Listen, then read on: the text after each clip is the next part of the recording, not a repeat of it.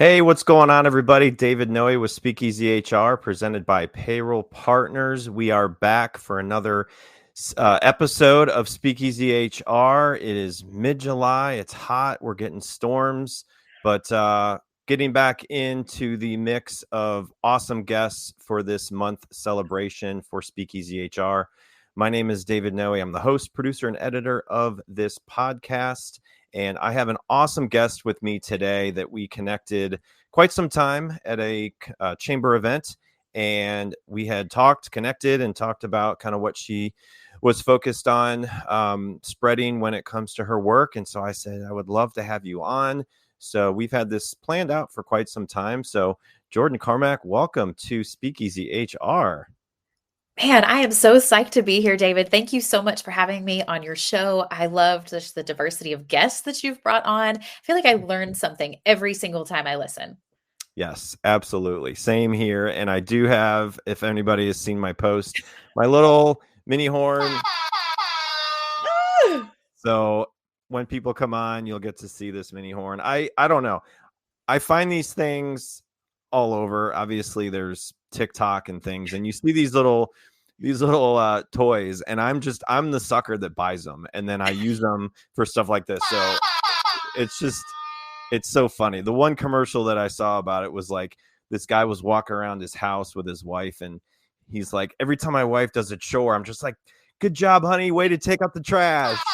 And he's just like pumping her up. So anyway. Do you remember That Was Easy button that went around for a while? It's that kind of micro celebrations, right? Got it done. I have it in my office at work, and when people walk by to go like to the break room, I'll just like call out their name and I'll hit it, and they die laughing. So it's a good way to break up the day. So anyway, I've got a couple of things before we dive into your topic and to hear more about your background. So for those of you who are wanting to look for a new blog or new content in HR and business, I do a weekly blog on SpeakEasy HR. It is word of the week. This week is perseverance. So go out there, subscribe. You can get them into your inbox every week and just keep up on everything going on with SpeakEasy HR. So go ahead and do that. And we're going to be playing the world famous envelope icebreaker game here in a minute.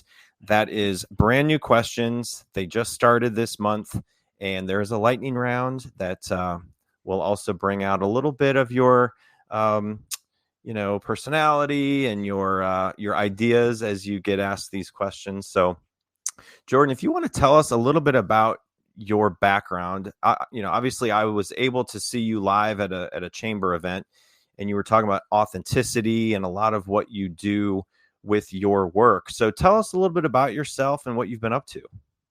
Yeah, so I cut my teeth in higher ed.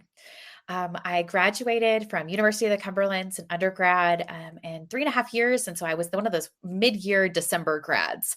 And I'll share a little bit more about what happened there. But ended up staying on campus, doing some work, pivoted from admissions and marketing to actually into a tenure track teaching position after I got my graduate degree. And so I never intended to teach, but I spent the first chunk of my career teaching college students and engaging with them and teaching social media and marketing and all these things. Everybody has a transformative experience, right? Some kind of critical life event that changes how you view your career in the world. And a couple things happened for me at the same time. The pandemic hit, right? I had my daughter who's 4.5 now. And I began to ask some big questions about what did I love most about what I was doing? And did I see myself 20 years from now being department chair, continuing to do research? Did I want to stay where I was? And so after some time spent soul seeking and talking to the wise counsel in my life, I decided what I loved most about teaching was the time intentionally spent teaching communication skills, which was the gen ed courses, the general education courses that I taught, to my college students. And what I saw was a need to transition teaching those skills directly to the workforce as opposed to just college students. And I had a friend, after doing a workshop for some entrepreneurs, say, have you ever thought about starting a business doing this? And I said, no, I haven't actually. I did not take a business class. That would be totally outside my wheelhouse. but he really stepped in and mentored and encouraged me. And so I started my business under Jordyne Carmack, communication coach at the time, which became AuthentiLead, where we do leadership development solutions as sort of a strategic partner for organizations who want to invest in the communication skills specifically of their team, but then also in both those interpersonal team dynamic type relationships too. So that's how I got here. Very cool. So what's the one thing that you have learned the most about running your own business for 3.5 years you've been doing it? Yeah. What's the biggest learning experience you've had? You know, being an entrepreneur will reveal very quickly where your weaknesses are. Yeah. Yeah. And so learning to not allow those to crush you, saying, yeah, okay, I'm not good at this right now, but I can be. And then surrounding yourself with the people that you need to help you fix that. So very quickly, not only did I have some mentors, but I found a business coach, somebody whose strengths were my weaknesses. And so Yeah. she was able to come alongside me and say, hey, this is where you need to tweak this. Here's how we do financial forecasting. Here's how we work on these things. And so as somebody who is highly social, working as an entrepreneur, a solopreneur specifically by myself in this season, I needed to surround myself with those people so that I still experienced a lot of fulfillment, not just from the work that I was doing, but also the experience of work, which I believe can be a healthy and a positive and a joyful thing when done well. Yeah. That is awesome. Thanks for sharing that. So are you ready to play the world famous envelope icebreaker game? Man, I'm so ready. I'm a little intimidated, but I'm excited. So I had 1 year of episodes with the same questions, and a lot of people picked the same numbers. So I didn't even get a chance to like go through all of the questions. These are all brand new. They are not hard, but they, I think, are just a good mix. So hopefully throughout the next year, we get people that actually pick the numbers. Maybe after every episode, I'll just take away that number. So I have to have people pick the right, the numbers that aren't still, Yeah, available, So that's a great anyway, idea. I'll give you a few seconds to think of a number 1 through 15 as we change segments here real quick.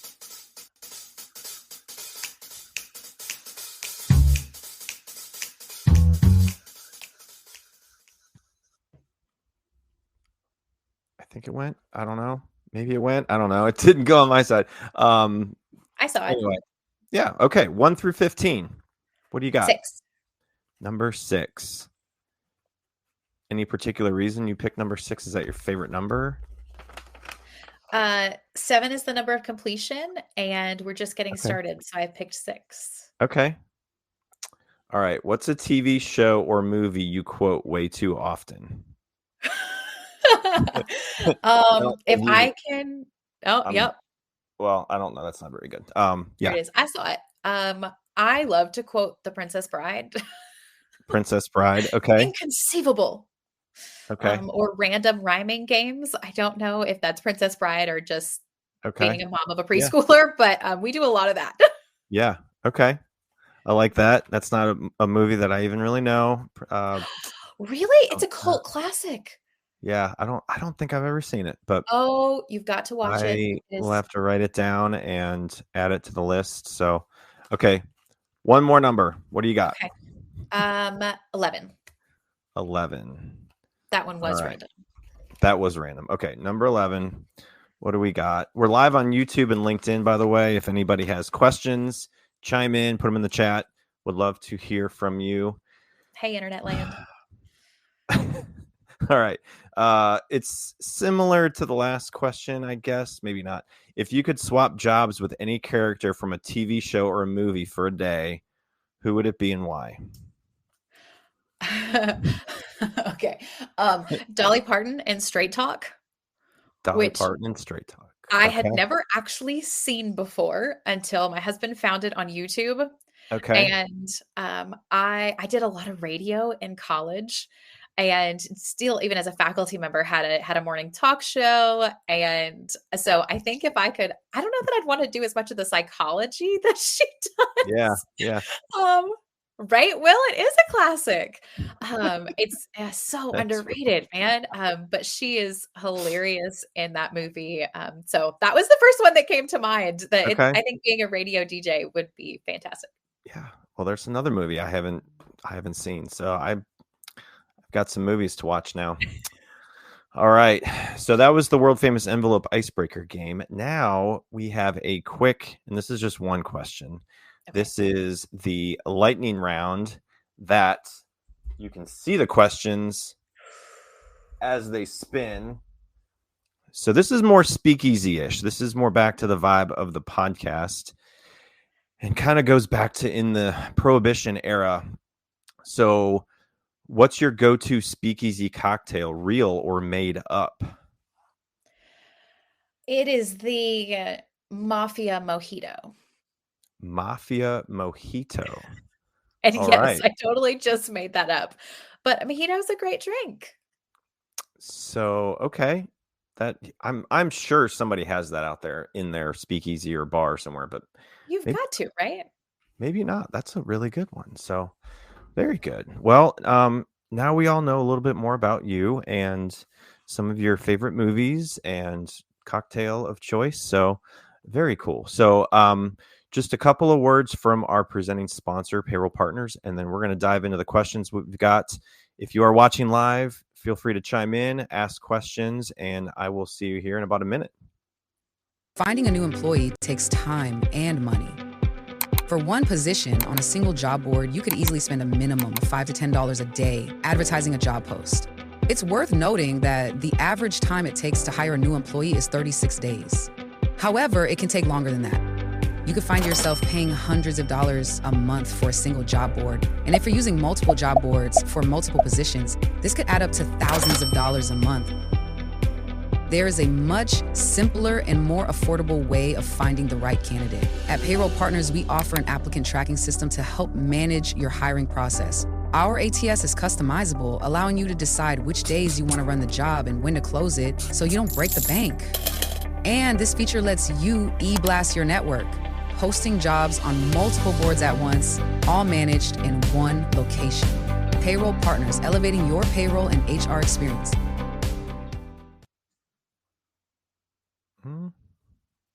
All right. So if you are in the need of a new payroll HR technology, look us up, payrollpartners.net. We are here for you. Have a customized platform, team of experts in the field of HR and payroll. So we know what it takes to run a business. But you run your own business, and we will take care of paying everybody correctly, on time, accurately, and use technology the way it should be used. So look up Payroll Partners, and we would love to connect with you. So, all right. So, Jordan, when we first started talking about your background and everything that you are dealing with in your day to day and training professionals on, a lot of it went back to effective leadership. And I love this topic. I think it's an ever evolving topic.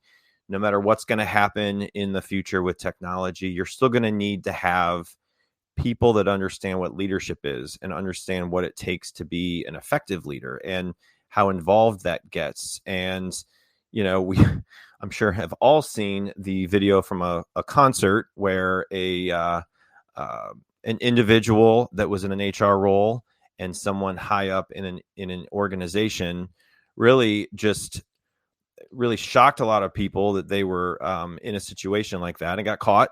And so being an effective leader means a lot of things. And that's obviously one that to me and everybody else in HR, it's like, if you're in HR, you are just as important of running and operating and following the procedures and the policies and you're walking the walk and talking the talk. Like you are the one that has to do that along with everybody else in leadership.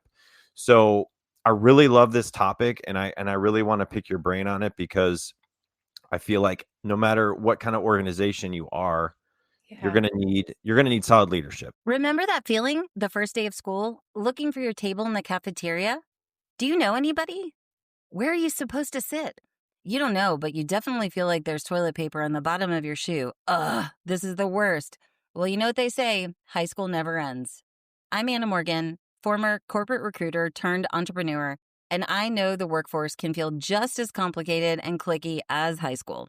Trust me, I've been there. The layoffs, the imposter syndrome, the what the hell am I doing moments at 3 a.m. It all brought one point into focus. We all deserve a place to belong and learn. So I started this podcast just for us. Welcome to your Career BFF podcast, a place where everyone has a seat at the table, complete with masterclasses, no BS advice, and candid conversations with some of my favorite people. It's the Breakfast Club meets the boardroom. So whether you're the rebel challenging the status quo, the brain strategizing your next move, or the quiet wizard making magic behind the scenes, you have a seat. So grab your backpack, find your spot, and get ready to learn, laugh, and lead together. Because in this classroom, everyone's got a BFF. Class starts soon. See you there. Bye. So I guess to start out, what do you believe is the single most important trait as a leader, and what must they have and why?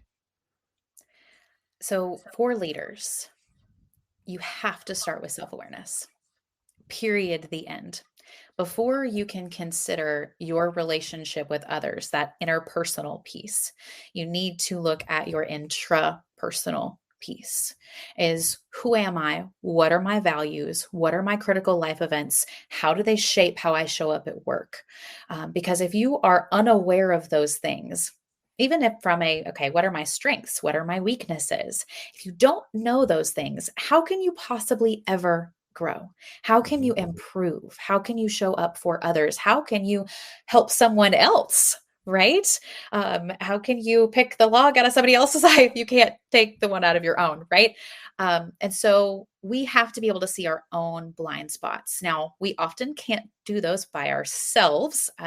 Korn Ferry, in a recent article from this year, mentioned that from their research of over 110 million assessments they've done, 80% of leaders misjudge their strengths and their gaps, which means we are really bad at figuring out what am I good at? And more importantly, what am I bad at? Right. And that's a problem. And so this is a fundamental component of authentic leadership and authentic leadership theory that I studied for my dissertation, is it has to begin with self-awareness. Yeah. So can you share a pivotal leadership lesson you've learned the hard way? I could probably share like a handful, but I'll try to stick it to one or the other. I think self-awareness is so important to me because most of these mistakes have come from where I didn't know something about myself. I didn't know that I wasn't very good at something until after I had faced the consequences for not being good at that thing. Right. Whether it was delivering feedback poorly. Right. I ran into this with students, especially in my early days of teaching. I'm sure you've talked about it in the context of this podcast before, but the compliment sandwich. I am by nature a very encouraging, people-oriented person. I don't like to hurt people's feelings. And so when I first started giving constructive feedback to my students to improve their assignments or change their contributions, whatever that looked like, I love to couch it in little compliments on both sides. And they would completely miss, just like we know now, right? They would completely miss the constructive piece. And so I needed to realize that while being encouraging was healthy and helpful, what my students actually needed, they needed something different from me. I think overall, you asked about pivotal lessons, so that wasn't the one I really intended to share. I lost a position coming right out of college due to external circumstances that had nothing to do with me.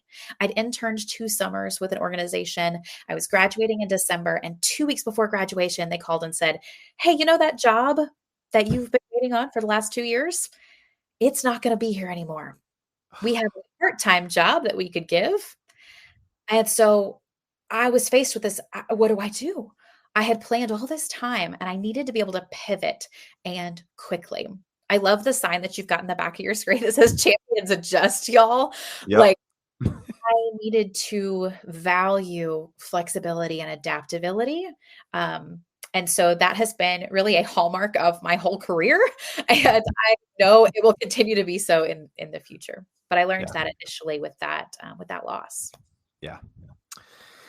Yeah. It's, I look at the roles I've had and the leadership that I've been around and stuff, and it is really fascinating that, so much that you've gone into so far, but I can just relate back to the people I've worked with and Yeah. really before my job now. And we have great leadership now, but I've been in situations where it wasn't great. And, it's kind of like you sit there as a non-leader and you're like, do I really trust what they're telling me is happening? Or do I feel like I'm just given the runaround and in a year I'm not going to have a job? Or, are they just trying to find a way to exit me out of the company? And so, there's a lot of people that are just untrustworthy to the extent of they decide to leave jobs because of leadership. And it's unfortunate. And so there's obviously people like you that can go into an organization and help with that. So how do you balance being results driven, while still putting people first? And how do you approach that when you do train? Yeah. So if I can push back on that just a little bit, I view this balancing results in people the same way I view the work-life balance. I don't think it's possible. I think it is much more appropriate to consider this as an integration or even a work-life flow, results people flow, where things have to move together. Because if you keep trying to say it's a balance, you're operating out of as if something is 100% and I got to keep it as 50 and 50. Well, honestly, if that's what you're doing, that means both are only getting 50%. Right. Like that's not going to work. You need a system where it is well integrated, where people bring your results and they go hand in hand together. Yep. And so I would much prefer in having this conversation that it be a conversation about integration instead. Yeah, definitely. So what was the moment you realized you were truly leading and not just managing, that maybe some people can maybe relate to? Yeah. So I distinctly remember earlier in my career, and of course, I'm in a higher ed context, and so we are all committees all the time. Um, I had been happened to be placed on a cross departmental committee, and I had given some feedback on a project, and I think at the time I wasn't chair of the committee; I was vice chair, and the skill set I needed to be successful on that committee was different. And so instead of it was just, oh, yeah, here are my ideas, somebody else runs with it. The change that I saw happen was I actually needed to do things like build consensus. I needed to have separate conversations. I needed to evaluate where people were and what they were doing and what their interests and concerns were. And suddenly it was less task orientation. It was more people orientation, and it got messier whenever you're then navigating those things. Because we manage tasks, we lead people, right? Is a great shorthand for this idea. And so when I started needing to lead the people in that group as opposed to just managing the project, I thought, oh, this is a little bit different than what I've done before. Yeah.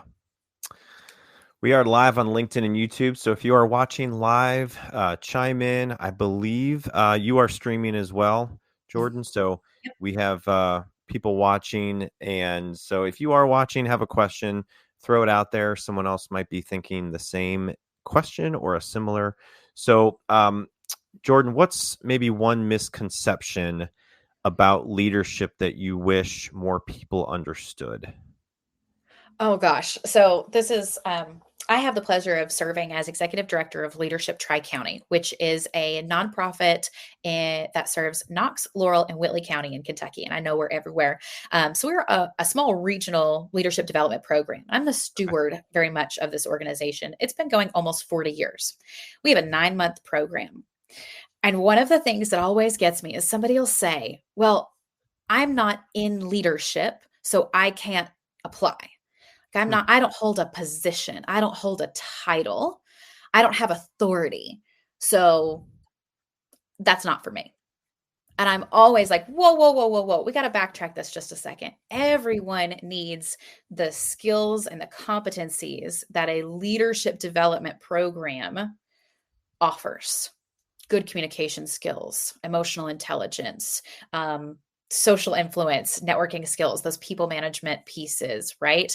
Yeah. All of those things are vital and every person needs them, because especially when you're thinking about change management and implementing a systemic change, you need those peer colleagues and those peer mentors who are really leading that initiative from the ground, who don't have positions of authority. They're the leaders in your space who are carrying this forward.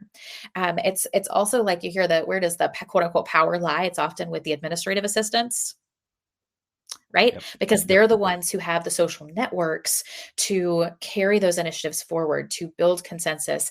That's often where success, the best laid plans only get you so far if you don't have those organizational leaders with or without titles in place who carry that forward for you. Yeah. So how do great leaders build trust? You know, I look at that as such an important piece. And, you know, if I'm working in an organization that the leadership is where, you know, a lot of their employees trust them, you know, they're going to probably see a lot of retention, you know, so how do great leaders build that trust, and what destroys it fast? Hands down, the number one thing you can do is be consistent. Yeah.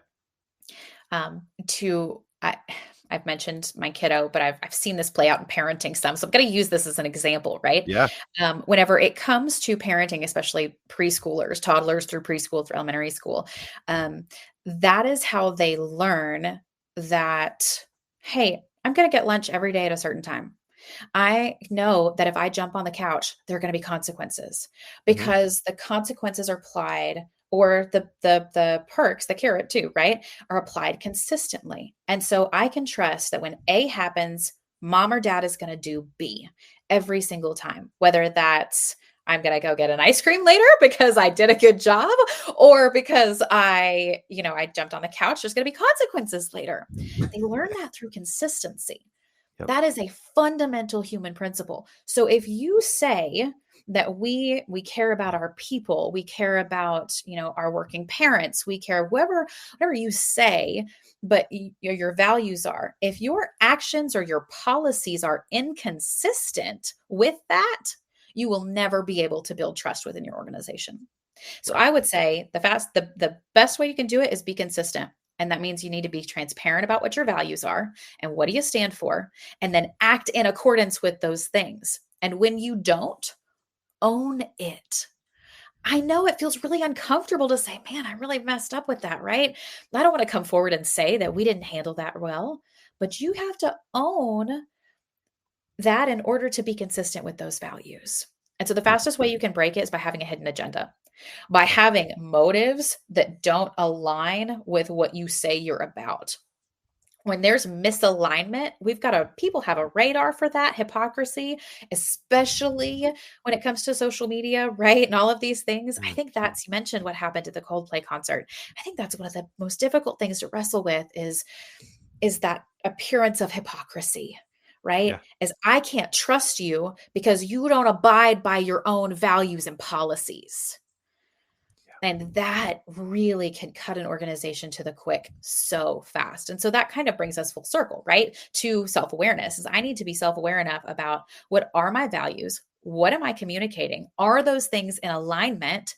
And am I being transparent and vulnerable about those things in order to ultimately build trust? Right. And I think organizations that go through mergers, acquisitions, it's even more important. Yeah. So Absolutely. I know a lot of people are going through that, and layoffs and, situations that they didn't think they'd be in a year ago. Yeah. So whether you do go through an acquisition or merger and your organization is a part of that or not, I wholeheartedly believe in that. Consistency is so important. And I think And that's what makes those particularly tricky, right? Is because you've got yeah, two different potential value systems. And that's assuming that the explicit value system is the same as what's happening under the surface, right? What we right. say is actually what our culture is. And so you bring those two things together and you're attempting to merge them on paper, but then you're Mm, also attempting to teach everyone what the new value system is, whatever those merged piece looks like. And yes, it is a really challenging thing to do well. But it's possible whenever you are transparent about those things and you recognize when you don't get it right and you rebound quickly to be right. more consistent and build that trust. Right. So when you started your organization, it was during COVID Yeah. or right around, at the end.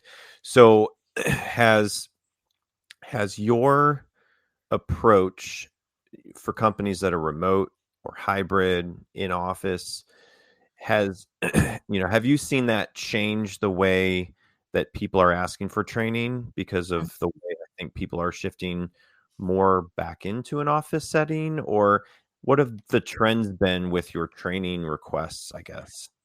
Yeah, so I am definitely seeing more in-person requests, which is Yeah. fantastic. I've always been, and you can blame my background in higher education because I've taught fully in seat, I've taught classes that are fully remote, and I taught blended Hmm. during COVID for over a year. And I am seeing fewer virtual only Hmm. requests. Um, Probably about stable on-site. I mean, pre-COVID, that's probably about the same. I love when I get these hybrid program requests, though, because I think it recognizes distributed teams. I think it makes them Hmm. more flexible. It is better as a working parent myself. I love when they can say, "Yes, we have this as an option."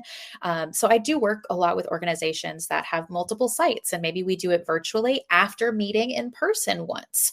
Now, all of that said, I am a firm believer that the best relationships do start with an in-person connection. So, Yeah. having worked on for 2 years, I was on a fully remote team. Our relationships went further faster in the 48 hours you spend together than Yeah. a year's worth of remote only. So if you don't have some kind of offsite for your team, some kind of once a year, twice a year, quarterly, even for your remote teams where you're doing some training as well as doing the fun in-person piece, you're really missing out on an opportunity. So I Yeah. kind of went on a tangent there a little bit, but I think that answered your question. Yeah. Yeah, it's always hard. I mean, I've gone through different training workshops, and one of the biggest things that I see that is a challenge is going through that and finding a way to keep it sustainable and make it sticky so someone is learning. Um, so how have you been successful in doing that, with your training approach so that companies do find a way to impact their organization and then keep it sustainable moving forward? Have you approached that in a way that's been successful? If you're not measuring, first of all, if you don't know what your goals are, Yeah, you'll never be able to justify the expense. right, And that goes for any AI software that you're implementing or right, anything, the gamut of it. If you're not saying these are our goals and our objectives, and here are the KPIs according, yeah, the rest of it, it's not going to move that. You can do it because it makes people feel good, and there's nothing wrong with that. There's right. value to bringing people together and just investing that piece. But really and truly, you need to be measuring something. Yeah, So I like to start there because then, and this is again, learning objectives, right? You got to start there, figure out what your assessments are. What are you actually measuring to figure out, are you moving the needle on specific skills or specific metrics? Are those connected back to business outcomes? right. Because we know that we've got to stretch every dollar these days. And so is that happening? And so I try to be helpful with my clients and connecting those dots, because then we want to look at a training program as something that happens over time, not a one and done. So a month from now, what are they thinking about? Next quarter, what are they thinking about? I love it when a client gives me the opportunity to say, okay, we're going to give 6 weeks in between. Because what that means is when we come back and revisit concepts, I can ask the question of, did you try it? What worked? What didn't? What are your next step questions? Whenever Yeah. you just have a one and done training or a one and done initiative, I'm an authorized partner with Everything Disc, and I love to do one-off disc trainings. Absolutely. I thoroughly enjoy those 3 hours of fun. Yeah, we're going to have a good time. But that's only you're just doing disc. You're not actually implementing it and making it a common language in your organization. And so one of the things I do with clients is we have these spark points where we do touch points to see, okay, what does this look like in HR? What does this look like in operations? What does it look like? How do we make sure that this is happening throughout our organization, that we're training our managers to use it in coaching calls? Are they using it in these other spaces? And so before the training itself ever happens, we've mapped out where else it's going to show up. Hmm. And so I really like being able to be that strategic with an overall program. Yeah, definitely. So who was a cornerstone figure in shaping your leadership style? Well, I've mentioned her once, but I'm going to do it again, is you can't hardly hear me talk without, I'm going to talk about Dolly Parton because she is my favorite. Oh my goodness. This woman is incredible. And if you have not ever reviewed her history or learned anything about her, regardless of where you are in the world, please look at the American saint that is Dolly Parton.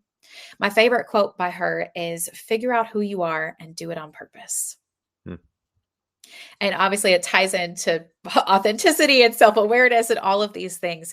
But if you can figure out your own, you learn your story, you come to terms with your story. Something I love about her is she never withdrew from the fact that she grew up incredibly impoverished, that she, a one-room cabin with a dozen siblings, and she was never ashamed of her story or her people. She leveraged it and then gave back and has built this empire with everything from frozen foods to a theme park, which FYI is as good as Disney World and a fraction of the price. So get to Dollywood ASAP. We're season pass holders. They don't pay me to say that, but seriously, she has been able to be true to herself in a way that few artists, especially over, honestly, a 70-year career, continue to be consistent about who she is. And so she is a model as a businesswoman, as a performer, for capturing that and then building that trust and being completely true to it. She's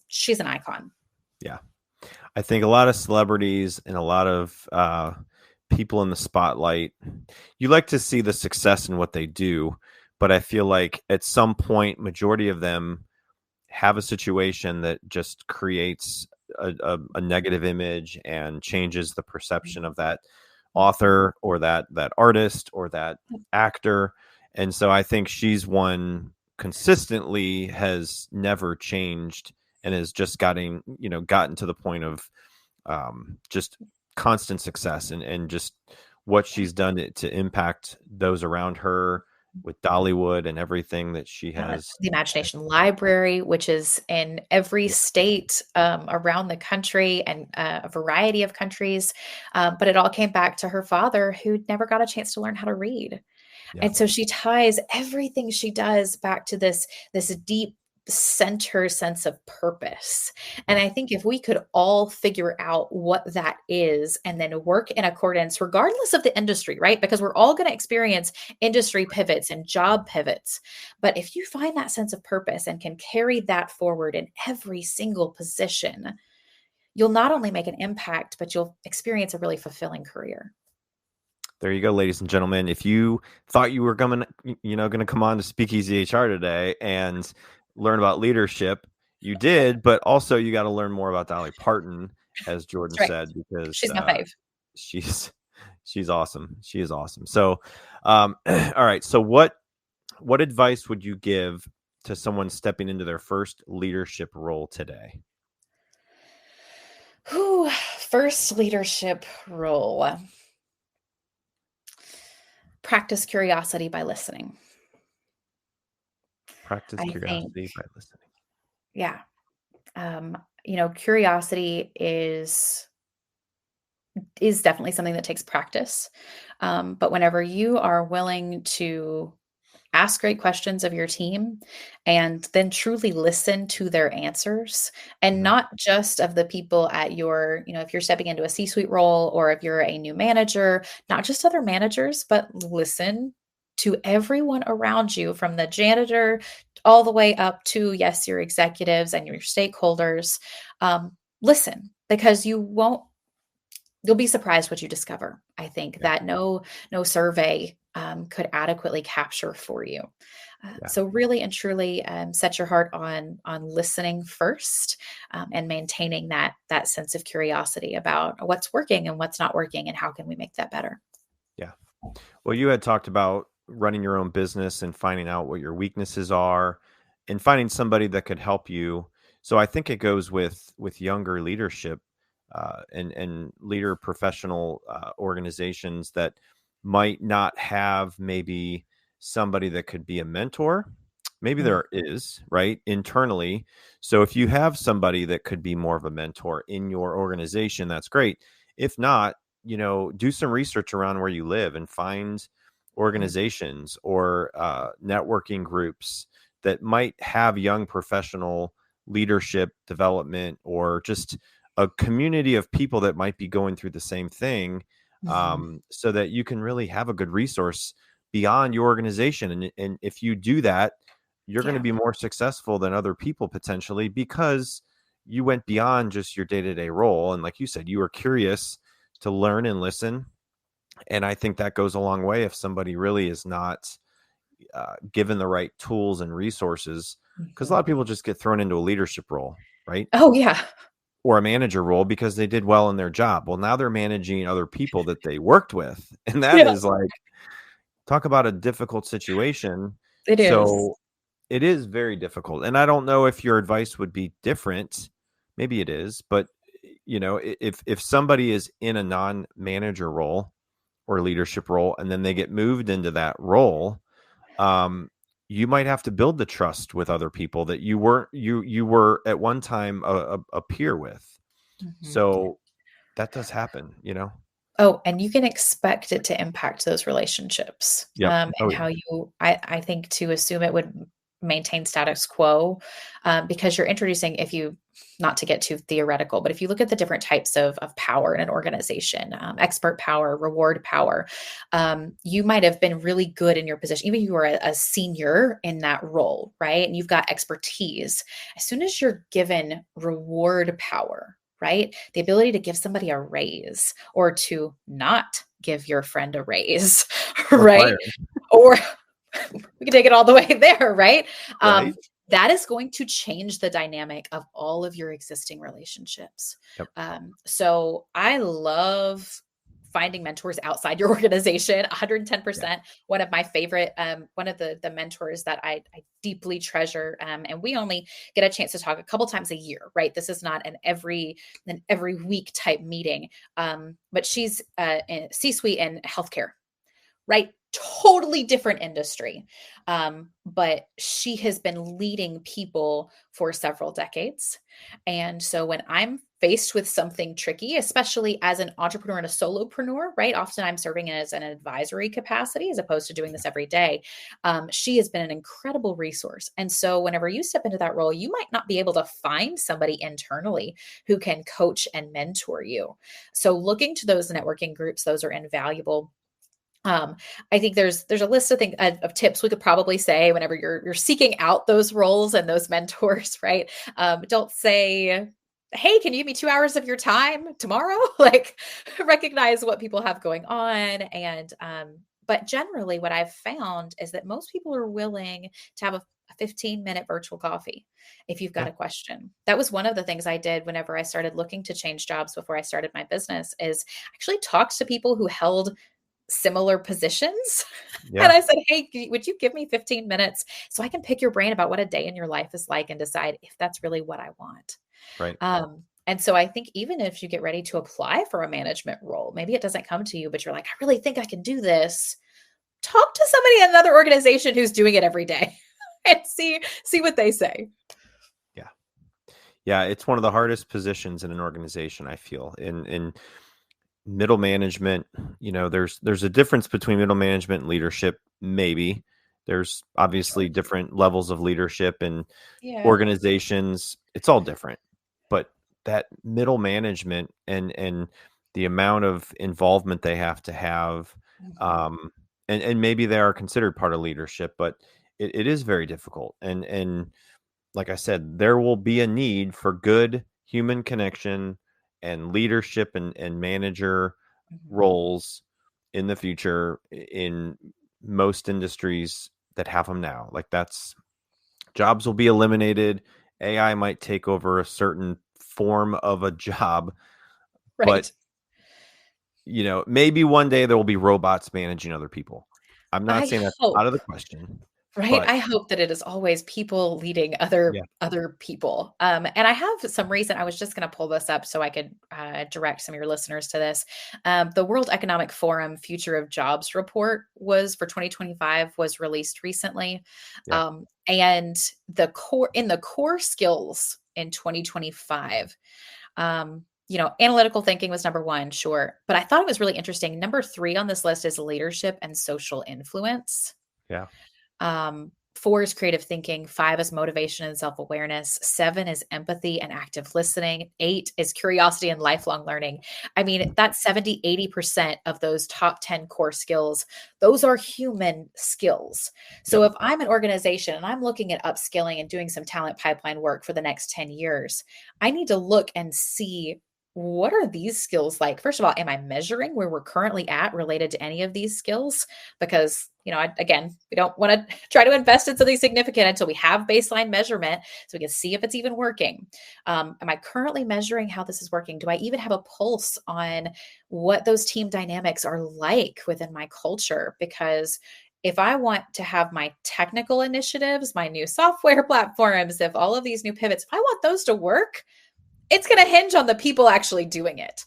yeah. So I just thought that was really interesting from a core skills perspective. We're talking a lot about tech and AI, but the core skills that, at least from that report, we're finding, those are human skills. Yep, absolutely. All right. One more question. If you could write down your own leadership commandment, what would it be? You Oh, might have this already one said is, it. yeah, this one is so tricky. I kept wanting to come up with two. Um, Yeah, that's so, okay. um, but I think the one that I think would be most valuable is to communicate on purpose. Thou shalt communicate on purpose. Um, it is one of the very first principles that I taught in an interpersonal communication course. I mean, 101 stuff is you cannot not communicate, which means you Mhm. are always communicating something. Even your failure to respond to an email is still a form of communication. Right. And so if we can switch our mindset to I want to be intentional about what I'm communicating, we would communicate more frequently, honestly. Even if it was as simple as, hey, I saw this. I can't get to it right now, but I'm working on it. Right. I think we can improve some of those relationships. Whenever I teach public speaking, we talk about body language, right? Mhm. Moving on purpose. If you've got 3 things to say, thing 1, thing 2, thing 3, I'm demonstrating alignment between my words and my actions. I'm communicating on purpose instead of allowing everything else to control the narrative about Yeah. what I have to say and my intent and my motives. Yeah. Very good. I like that a lot.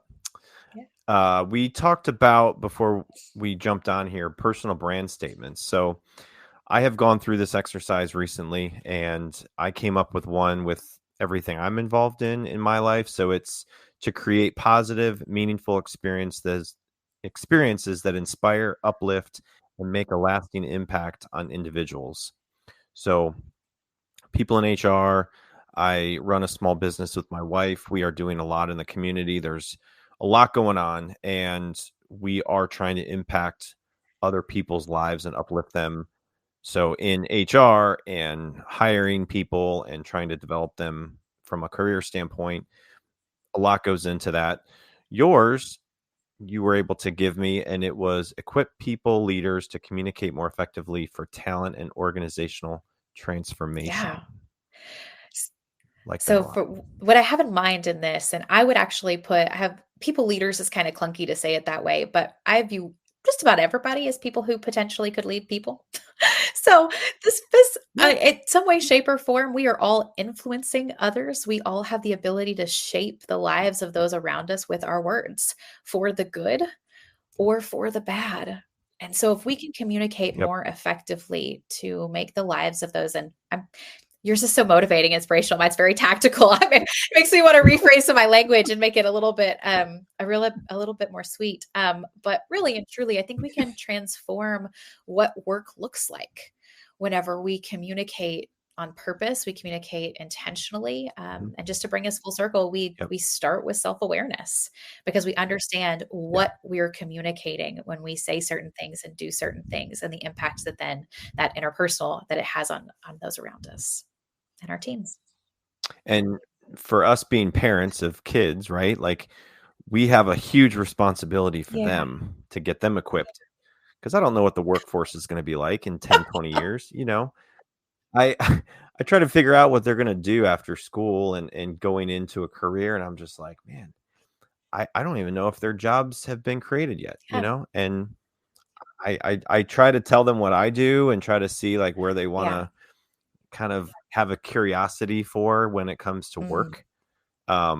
Because I try to show them and understand and teach them that like things cost a lot of Mm. money and you don't just like get to go do things that are free, even like going to dinner like Chipotle or somewhere. It's like everything's expensive. Everything goes up in, inflation, whatever.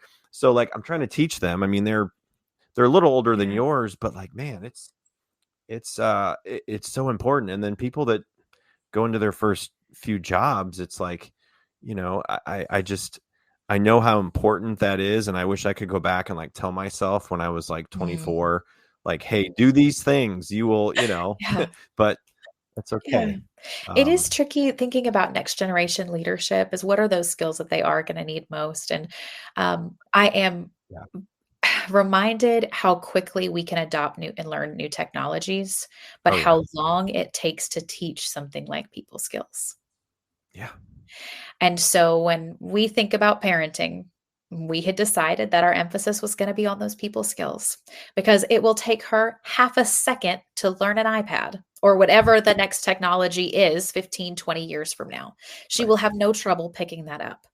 But empathy, emotional intelligence, communicating clearly and articulately, Yep. being able to start a conversation with someone you disagree with, those are skills that take time. And so I hope that when people view training in their organizations, they see it the same way. Yeah. Well, Jordan, this has been a lot of fun. Hopefully enjoyed it. And Oh yeah, this is a blast. I love days like this.